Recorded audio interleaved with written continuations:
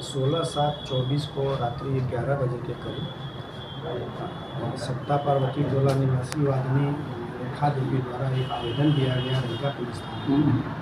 उनकी पुत्री उषा कुमारी, उनका उम्र 18 वर्ष बताया गया, वो 15 तारीख को रात में बिना बताए गई हुई है और उनकी शंका थी कि किसी व्यक्ति ने उनका अपहरण करके लूट लिया है और उनकी हत्या कर दी है।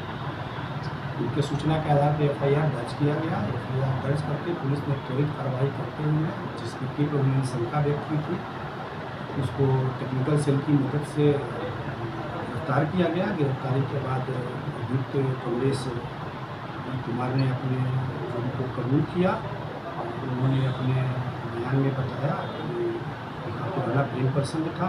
प्रेम प्रसंग के दौरान में ही लड़की और वे आपस में मिलकर भागना चाहते थे तो लड़की ने इनकार किया। इससे घटनाक्रम में उसने गला दबा के लड़की का हत्या कर दिया। हत्या करने से पहले उसके साथ कोई शारीरिक संबंध भी बनाया और पोखर के पास में रख के वो चला गया। बाद में पुलिस ने उसको लाश को बरामद किया, पोस्टमार्टम कराया गया है और मुख्य अभियुक्त जो है उसका वो गिरफ्तार कर लिया गया है। उसको कितने लोग